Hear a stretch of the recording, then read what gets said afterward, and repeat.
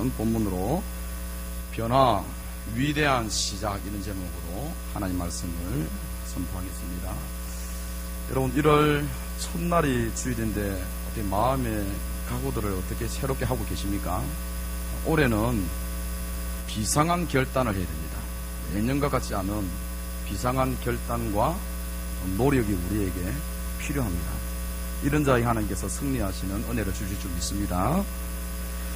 새해 첫 주에는 제가 보통 앞에 있는 표를 가지고 그 본문으로 말씀을 이제 전하는데, 예정대로 하면 마태복음 6장 33절로 이제 설교를 해야 되는데, 마음에 계속 준비하면서 이거보다 더 뜨겁게 좀 전하고 싶다라는 이런 마음의 감동이 있어서 올해 정말 처음 시작할 때부터 우리가 변화를 좀 꿈꿔야 되겠다 이런 감동이 있어서 오늘 로마서 12장 1, 2절 말씀을 선택하게 되었습니다. 사도 바울이 오늘 이 말씀을 보십시오. 마음을 새롭게 함으로 변화를 받으라. 변화에 대한 긴박한 요청입니다. 변화, 그것도 작은 변화가 아니라 아주 큰 변화, 눈에 두드러진 변화, 과감한 결단과 선택이 동반된 변화를 말합니다. 왜 여러분 지금 이 시점에 우리가 변화를 시도하고 꿈꾸되 눈에 두드러지고 비상한 변화를 위해서 우리가 몸부림을 쳐야 할까요? 우리 특별히 신앙이 있어서 그렇게 하지 않으면 이제는 살아남을 수가 없습니다. 수년 전만 하더라도 그냥 교회에 나와서 예배드리고 물 흐르듯이 그냥 다른 사람 하듯이 어떤 게 따라하면 그냥 할 수 있으면 이제는 여러분 안 됩니다. 정말 매일매일 변화를 사모하고 실제로 그렇게 순종해야 승리할 수 있습니다. 하나님의 은혜를 누릴 수가 있습니다. 가만히 있으면 안 됩니다. 변화하셔야 됩니다. 성도 여러분, 결단하셔야 됩니다. 지금 내가 2017년도 올 한 해뿐만 아니라 지금 이 순간에도 내가 올해 안주할 것이냐, 그대로 머물러 있을 것이냐, 아니면 앞으로 나아갈 것이냐, 두 가지 중에 하나를 선택해야 되는데, 당연히 여러분 우리가 무엇을 선택해야 됩니까? 마음을 새롭게 함으로 변화를 받아서 하나님의 뜻을 분별하는 자리로 나아가야 됩니다. 그 변화를 사모하고 말씀 따라 순종하는 것만큼, 믿음의 걸음을 여러분 내딛는 것만큼 누가 도와주실까요? 성령님께서 엄청 기뻐하십니다. 크게 도와주십니다. 자, 여러분 우리는 되게 이제 변화라고 하면 환경적인 변화를 기대를 하죠. 올해는 좀 월급이 많았으면 좋겠다, 아니 사업이 잘 됐으면 좋겠다. 근데 여러분 실제적인 변화는 그냥 환경적인 변화가 아니라 성경의 권면은 일관적으로 나 자신 안에부터 심령의 변화가 있어야 한다고 이렇게 말씀하고 있습니다. 심령의 변화가 내 태도를 바꾸고 습관을 바꾸고 삶을 바꾸는 놀라운 역사가 되기 때문에 그렇습니다. 변화를 위한 결심이나 시도는 여러분 엄밀히 말하면 오늘처럼 이렇게 새해만 시작해서는 안 되죠. 매일매일 그렇게 되어야 됩니다. 그래서 우리가 성령 충만하면, 어떻게 하나님께서 나에게 어떻게 이렇게 새로운 마음을 주실까? 잘못된 것, 하나님의 마음 아프게 한 것을 깨닫게 하시고 말씀을 통해서 각성케 하시고 내 심령과 내 삶 가운데 어떻게 이렇게 매일매일의 변화가 일어나게 될까? 사실 여러분 하루 간격으로 이렇게 변화되는 나 자신을 발견하는 것이 마땅합니다. 그런데 우리가 그런 것에 게을렀기 때문에 오늘이라도 말씀을 통해서 변화를 사모하고 실제로 위대한 시작을 발걸음을 내딛는 복된 역사가 있기를 주님의 이름으로 축복합니다. 첫째로, 마음을 여러분 새롭게 하는 변화는 두 가지가 같이 되어야 됩니다. 무엇이냐면 나 자신의 의지적인 결단 플러스 하나님의 은혜입니다. 좀 기억하시겠습니까? 나 자신의 의지, 그러니까 마음을 새롭게 하려는 무엇인가 잘못된 것에 대한 것을 깨닫고 필사적으로 바꾸려고 하는, 고치려고 하는 엄청난 의지와 노력이 동반되어야 됩니다. 그것 위에 여러분 무엇이 있어야 할까요? 도우시는 하나님의 은혜가 있어야 됩니다. 내 삶에서 있어서 변화를 시도하고 실제로 행할 때 중요한 두 가지를 제가 이런 말씀드렸는데, 사실 개인의 상황에 따라 순서가 바뀔 수는 있습니다. 어떤 분은 말씀의 은혜를 받고 고쳐야지 이렇게 하는 경우가 있고, 사실 여러분 말씀과는 크게 상관이 없이 내가 이렇게 살아서는 안 되겠다, 수년 동안 나의 영적인 나태함, 결함, 뭐 가정에서 남편으로 아내로서 뭐 부모로서 합당하지 못한 이런 부분, 내가 진짜 이렇게 해서는 안 되겠다. 남은 생애를 그렇게 보내서는 안 되겠다. 자기 자신이 스스로 각성하고, 특별히 하나님의 자녀로서 합당하지 않다라고 스스로 각성하고 하나님 앞에 나가야 될 때 하나님 우리를 도우시는 것. 이 두 가지가 순서가 바뀌기도 하고, 아무튼 제가 말씀드리는 것은 무엇이죠? 두 가지가 항상 여러분 같이 있어야 되는데, 변화를 위한 자신의 결단 중에서 성경은 여러분 이렇게 요구하고 있죠. 에베소서 2장 보면 에베소 교회에 우리 주님이 사도 요한에게 보이시는 환상을 이제 말씀하고 기록을 편지로 보내지 않았습니까? 4절 5절에 어떻게 말씀하고 있습니까?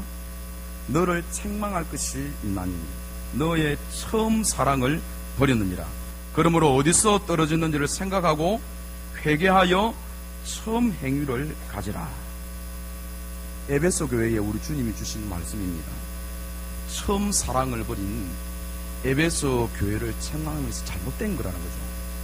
어디에서 떨어졌는지 생각하고 회개하고 처음 행위를 가져라. 이것은 편지기 때문에 그냥 가벼운 말씀이 아니죠.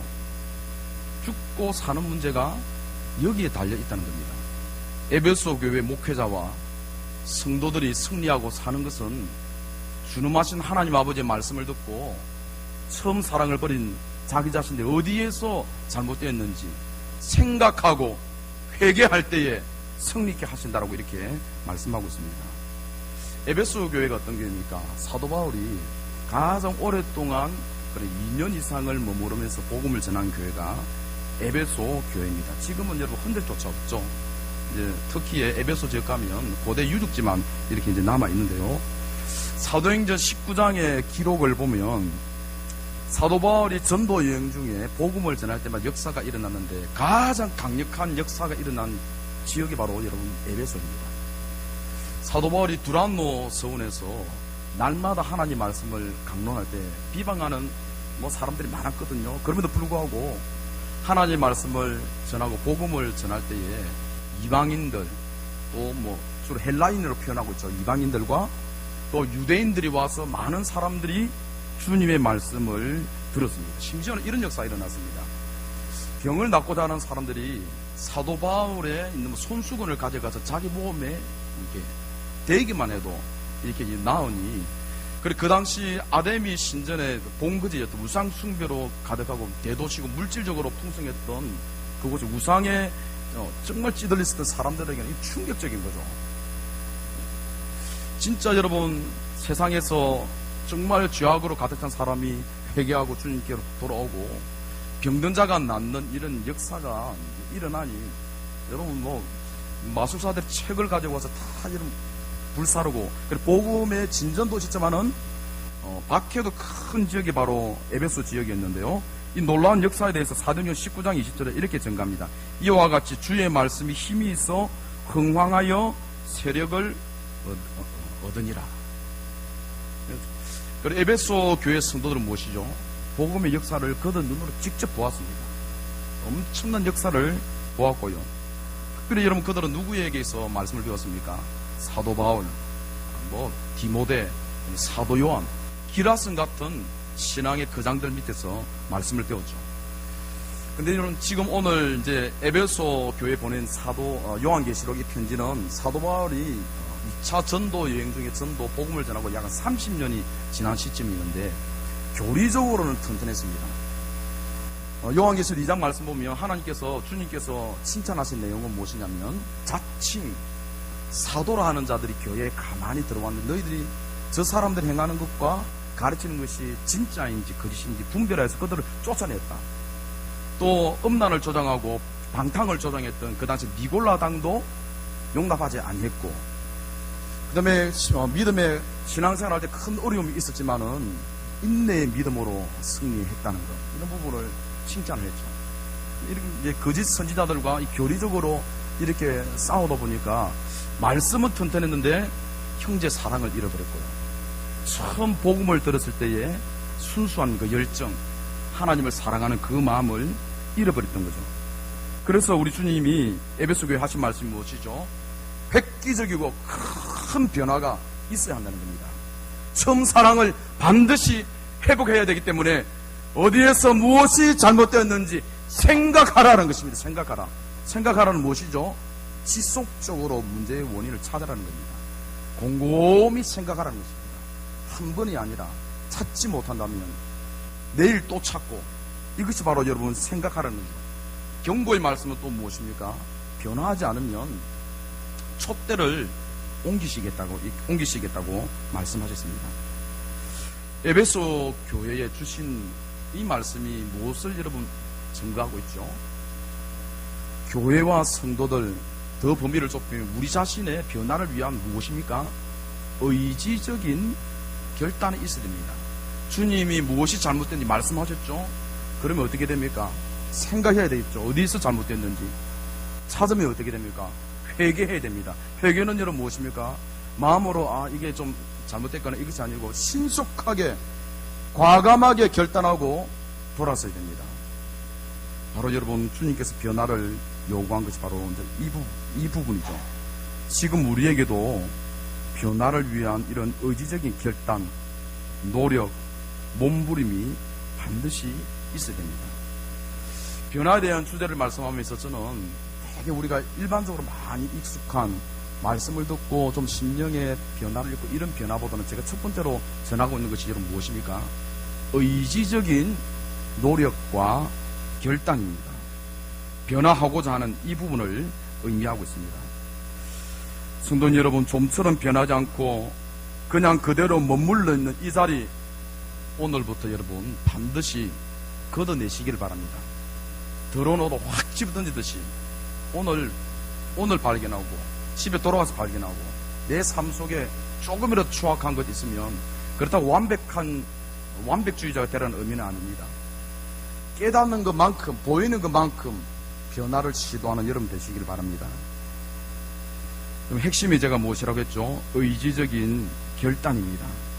다른 사람들이 나에 대해서 비방하기 전에 내가 먼저 충분히 발견할 수 있습니다. 무엇이 잘못됐는지, 가정에서 문제점이 무엇이고, 오늘쯤 주일날 예배할 때 내 문제점이 무엇이고, 사역할 때에 다 보입니다. 조금만 더 여러분 우리가 돌아보면 습관, 문화, 태도 다 알 수 있습니다. 성령님이 굳이 여러분들에게 말씀하지 않아도 지각을 가진 분인데라면 알 수 있습니다.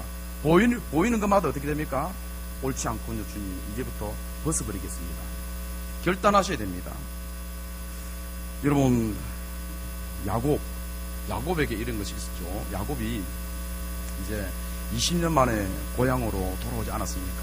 가장 큰 걸림돌이 되었던 형과 화해를 하고 이제 세겜성 그 주변에 이제 자기의 많은 가족들과 또 많이 모은 가축들 틀을 잡고 이제 살려고 했는데 창세기 34장에 엄청난 사건이 일어납니다. 보통 일반적으로 오늘날도 그런 사건이 일어나면 가정이 회복이 안 됩니다. 딸이 세겜성의 추장에게 강간을 당했습니다. 성경의 표현을 그대로 하고 있습니다. 딸이 여러분 강간을 당하고, 이것 때문에 분노한 야곱의 아들들이 어떻게 합니까? 그 성에 들어가서 물론 그 전에 약속을 맺죠. 그러면서 너희들이 우리와 함께 같이 나누면 할례를 받아야 된다. 그래서 남자들이 순수히 그대로 다 믿고 할례를 행해서 꼼짝하지 못하고 있을 때 성에 갑자기 쳐들어가서 남자들은 다 죽이고요, 재물들은 다 취하여서 나왔습니다. 이 소식을 알고 이것을 알고 야곱이 벌벌 떨었습니다. 딸이 여러분 그런 부끄러운 일을 당한 것, 아들들이 그렇게 무참하게 사람을 죽인 것, 이것 때문에 벌벌 떨었고요. 이 이제 소문이 퍼지면 주변에 있는 부족들이 공격해오지 않겠느냐, 꼼짝없이 죽게 되었다. 이런 상황 가운데 35장 1절에 하나님께서 야곱에게 찾아오셨죠. 이렇게 하나님께서 이제 말씀하셨습니다. 일어나 베델로 가라.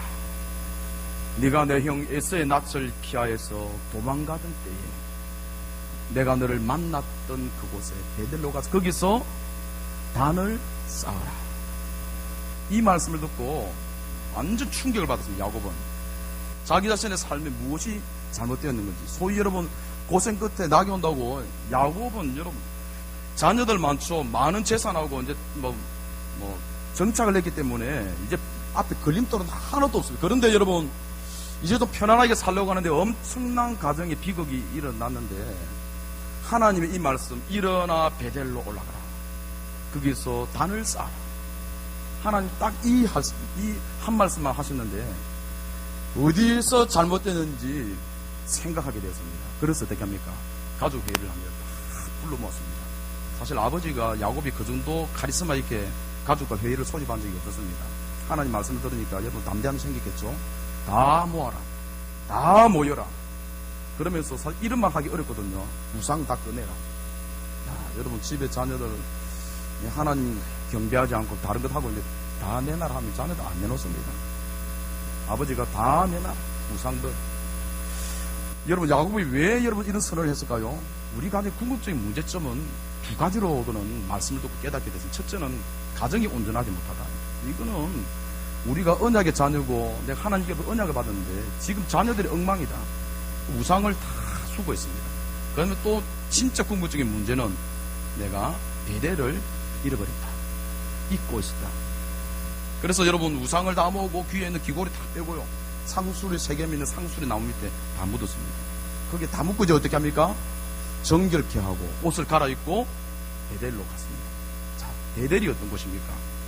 20년 전에 형을 피하여서 두려움 가운데 바단 아람으로 갈 때 꿈속에서 하나님이 그를 만나시고 내가 너를 떠나지 않겠다.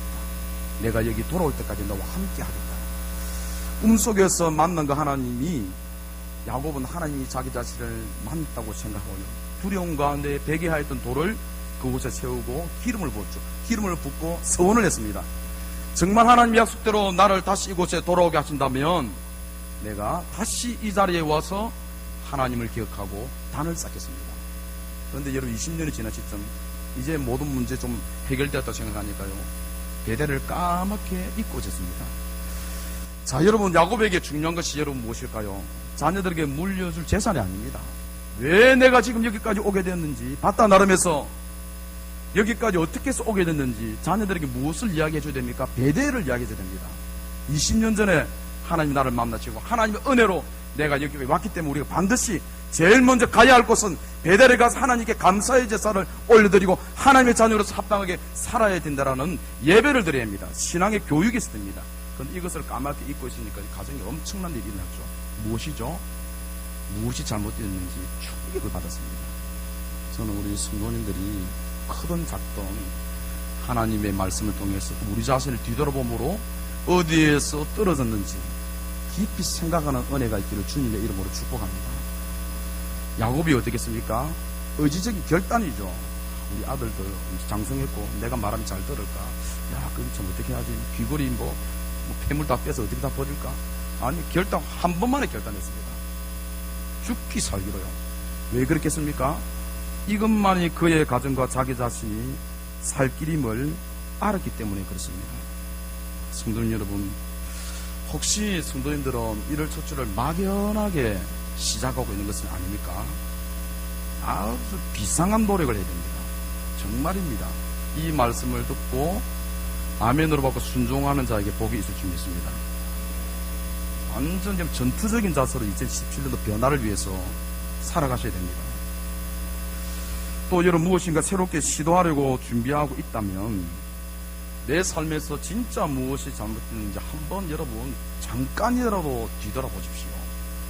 우리가 되게 요즘 피곤하기 때문에 잠자리에 이렇게 누워서 일어날 때 뒤척거리는 거 다 용납하죠. 저 역시 새벽에 일어날 때 어렵습니다. 근데 가만히 생각해 보니까 꿈틀거리는 이거 전혀 합당하지 않다. 새벽 기도 나가도 아침 일어날 때에 잠깐 누워있다가 하나님께서 주신 이 시간 새로운 하루를 힘있게 시작해야 되는데 이불 속에서 이리 뒹굴 저리 뒹굴 전혀 합당하지 않다. 각성이 딱 오니까 벌떡 일어나시더라고요. 이런 여러분 작은 변화 가운데 은혜가 있기를 바랍니다. 꼭 큰 것이 아니라도 좋습니다. 내 삶과 내 영혼을 병들게 했던 그 작은 생각, 습관, 전통, 구섭, 성령님을 근심케 한 것 기억하십시오. 찾으십시오. 생각나게 하신다면 이길 수 있습니다. 끊어버릴 수 있습니다. 변화할 수 있습니다. 삶이 엄청나게 달라집니다. 진짜 예수님 믿고 변화되었다는 건 눈에 띄게 보이게 될 겁니다. 새로운 삶의 지평이 열립니다. 그래서 여러분 끊어버릴 것, 좋지 못한 것 성경은 옷을 버리듯이 그래서 에베소서 4장 21절 이하에 너희는 유혹의 욕심을 따라 썩어져가는 구습을 쫓는 옛사람을 벗어버리고 이렇게 말씀하고 있습니다. 던져버리십시오. 배설물처럼 여기십시오. 더 이상 내 삶을 괴롭게 하지 말라고 하십시오. 정말 하나님이 힘을 주실 겁니다. 둘째로, 진정한 변화는 마음에서부터 시작됩니다. 2절 다시 한번 보겠습니다. 중간까지만 읽겠습니다. 변화를 받아까지 같이 너희는 시작. 너희는 이 세대를 본받지 말고 오직 마음을 새롭게 함으로 변화를 받아. 아멘. 자, 여기 가만히 한번 보십시오. 변화의 출발이 여러분 무엇이라고 말하고 있죠? 마음을 새롭게 하는 것이다라고 말씀하고 있습니다.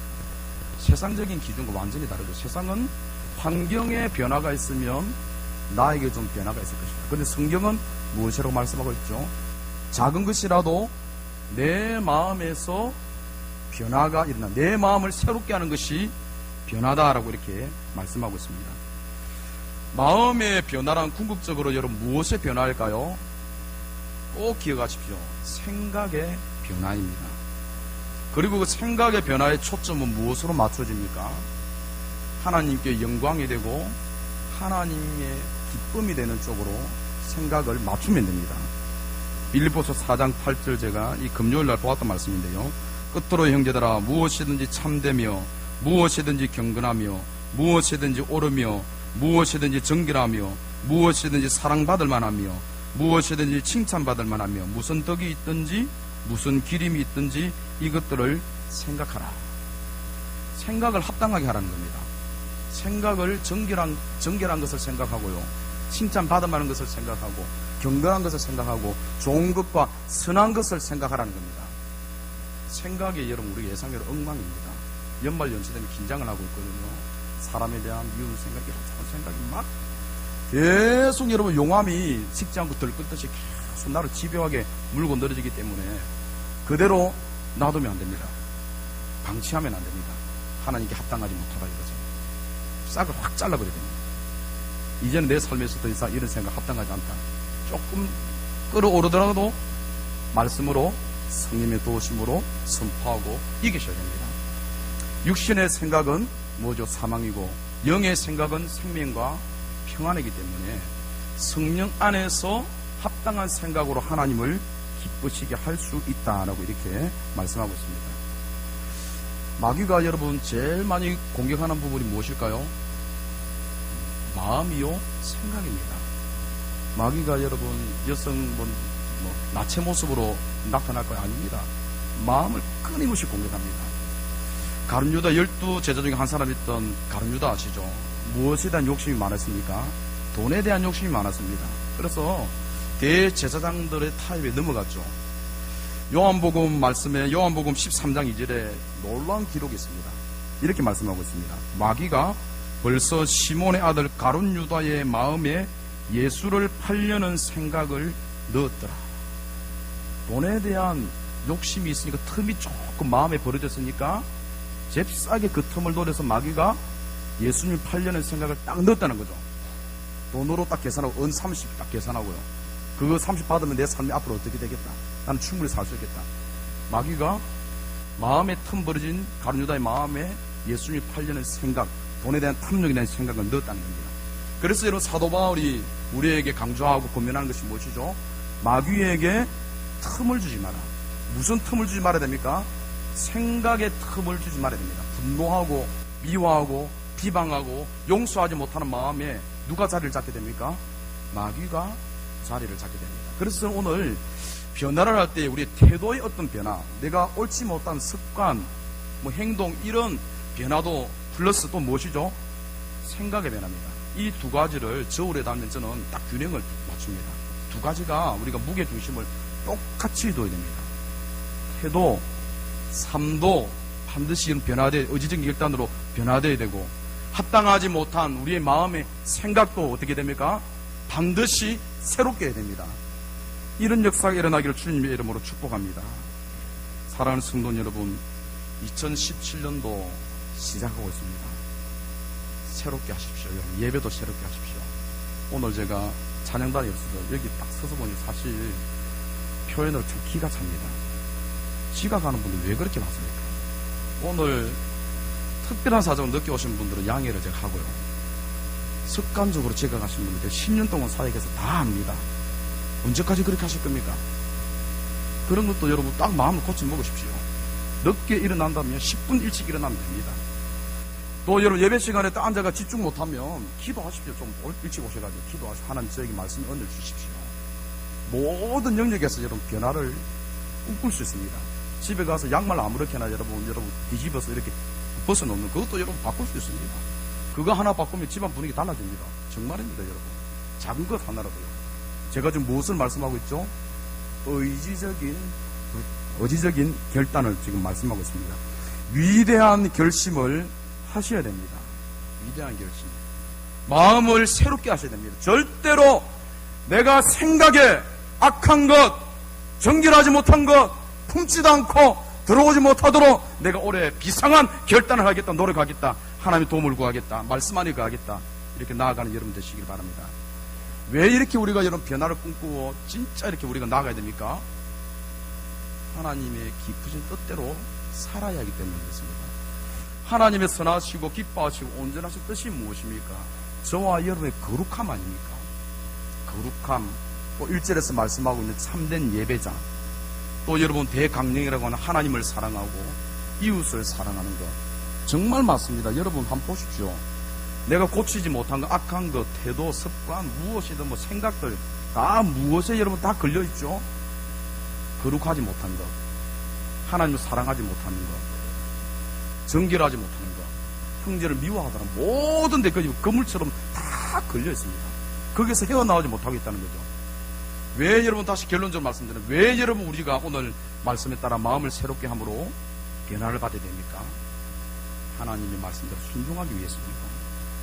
하나님의 기쁨이 되고 거룩한 삶을 살고 하나님을 사랑하고 형제를 사랑하는 삶에 더욱더 나아가기 위해서 그렇습니다. 오늘 말씀에 따라 정말 마음에서 결단하는 여러분 되시길 바라고요. 무엇이 잘못됐는지 모든 영역을 다 헤아리십시오. 내 신학 가정에서, 교회에서, 내 사업장에서 분명히 여러분 하나님께서 우리에게 보여주실 것인데요. 물론 우리가 알 수 있죠. 어떻게 됩니까? 하나님 도움을 구하고 의지적으로 나아가면 고쳐지고요. 삶의 놀라운 변화가 2017년도에 일어날 줄 믿습니다.